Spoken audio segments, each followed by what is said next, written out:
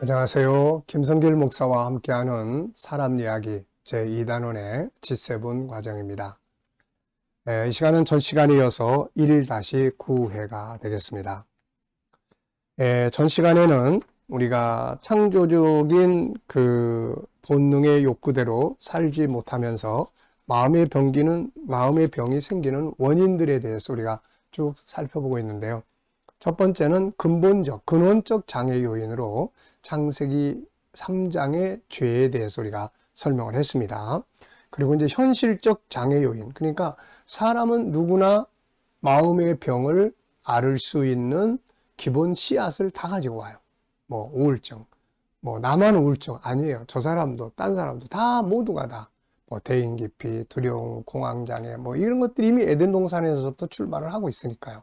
그러니까 모든 사람은 나만 왜 이게 아니고 모든 사람은 다 그런 씨앗을 가지고 세상에 태어난다 하는 걸 우리가 기억하시고요. 그래서 그만큼 심리 질병, 마음의 아픔은 누구나 다 겪을 수 있는 것이고 또 겪을 때 또 다 치료할 수 있는 것이다. 이런 자신감을 가지고 대하는 것이 중요합니다. 자, 현실적 장애 요인은 우선 유전적으로 그렇게 아픈 마음이 발생할 수밖에 없는 씨앗을 우리 안에 가지고 오는 거고, 그 다음에 태 안에 있을 때 아기가 엄마의 태 안에 있다고 그래서 아무것도 모르는 게 아니에요. 바깥에서 엄마 아빠가 싸우면은, 자, 옆에서 사람이 싸우면 어떤 감정이 생깁니까? 일단 두렵죠. 무서워요. 그리고 피하게 됩니다.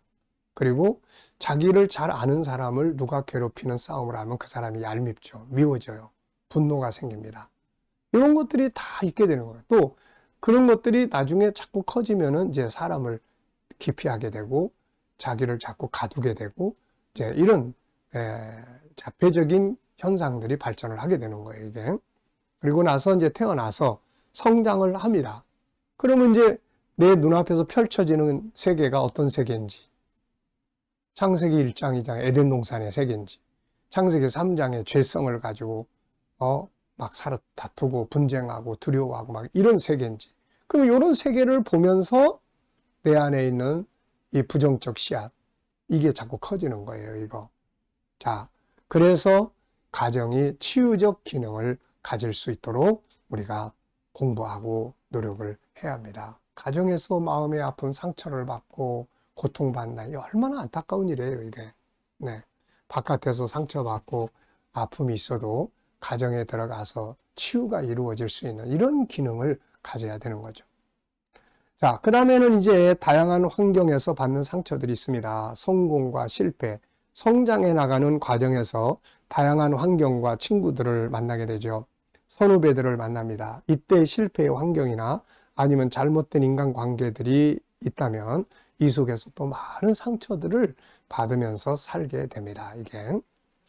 자, 그리고 이제 성장 이후에 받게 되는 상처들이 있죠. 이제 성장해서 가정을 이루게 되면 부부지간에 받는 상처들이 많아요. 서로의 행복을 위해서 결혼을 하지만 행복만 있는 것이 아닙니다. 서로의 성격의 차이, 환경의 차이, 나아가서는 서로의 부모, 형제, 친구들로부터 받는 상처들이 참 많아요. 물론 어떤 가정은 서로의 아픔을 치료하는 능력을 가지고 있는 가정도 있지만 대부분의 가정들은 그런 능력을 갖고 있지 못합니다. 네, 그래서 시간이 흘러가면 갈수록 서로에게 상처를 주게 돼요. 그래서 더 이상 견디지 못해서 이제 우리 그만두자라는 데까지 가는 경우도 많은 거죠. 그뿐이 아니죠. 자녀를 낳아 모든 정성을 다 쏟지만 그들이 크고 나면 그들은 이제 부모의 마음에 또 상처들을 안겨줍니다. 물론 예외도 있죠. 그러나 대체적으로 모든 인생은 동일한 상황을 갖고 살아요. 그러다 보니 인간의 삶이란 치유의 삶이 아니라 상처받는 삶이 지속되고 연속되고 있는 거죠. 그래서 인생의 마지막이 우울하게 끝나는 경우들도 많습니다. 우리는 가끔 속상하다는 말을 많이 하고 듣는 거죠. 속상해 미치겠어. 속상해 죽을 것 같아. 이게 다 뭐예요? 속사람, 마음이 상처를 받고 있다는 말이에요. 그래서 영혼, 마음이 아프다는 말입니다. 이처럼 인간은 일평생 상처를 치료받기보다는 상처를 받아가면서 살게 되는 거예요. 우리가 이런 인생 살면 안 되잖아요.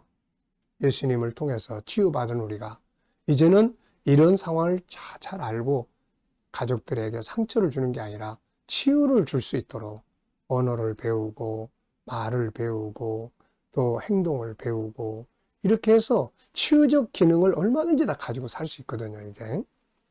자, 그 다음에는 세상에는 온갖 장애 요인들로 가득 차 있습니다. 우리를 아프게 하는 내 본능, 5-14의 본능을 살아갈 수 없게 방해하는 이 요소들이 세상엔 많습니다. 우리가 사는 세상은 에덴 동산이 아니에요. 그곳에 쫓겨난 이후의 삶입니다. 다시 말하면 망가진 세상에 살고 있는 거죠. 따라서 이 속에는 수많은 상처를 주는 요소들이 아주 많아요. 창세기 1장 27절의 아름다운 본성을 키워줄 수 있는 요소보다는 창세기 3장의 죄성으로 인한 부정적인 삶과 상처들을 키워주는 요소들이 더 많습니다. 이런 세상에서 살고 있는 사람들이 수많은 마음의 상처들을 안고 사는 건 어쩌면 당연한 일이라고 할 수 있을 거예요. 그래서 필요한 게 뭡니까? 치료의 삶을 사는 거죠. 치료의 능력을 키워야 합니다.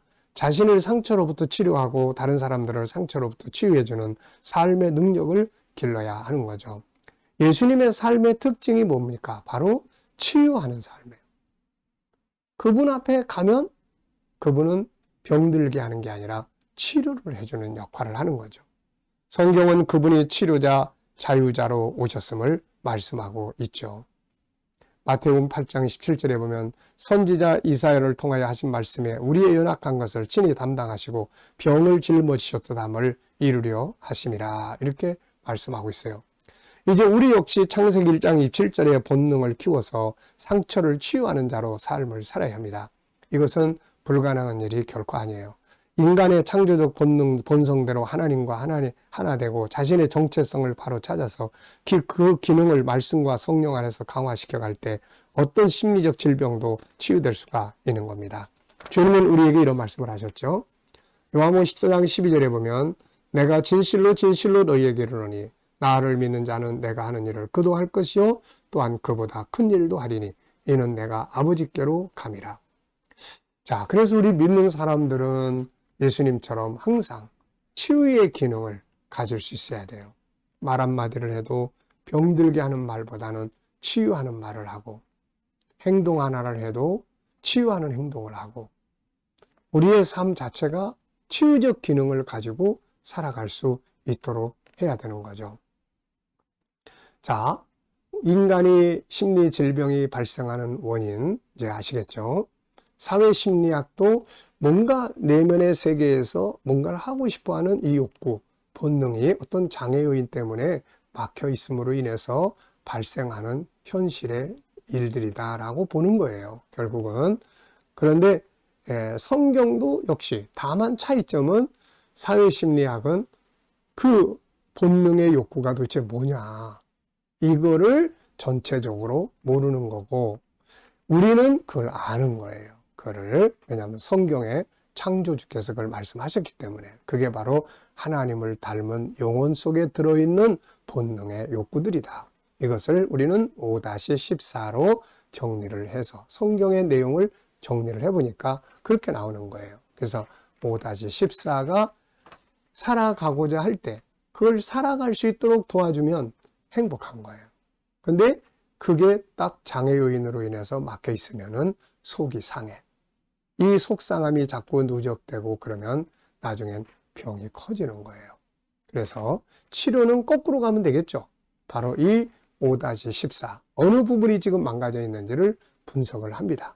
이 사람은 속상함이 유일성에서 온 건지 영원성에서 온 건지 아니면은 또 인격성에서 온 건지 소통이 잘 안 돼서 마음의 병을 앓고 있는 사람 이게 인격성에서 오는 거잖아요.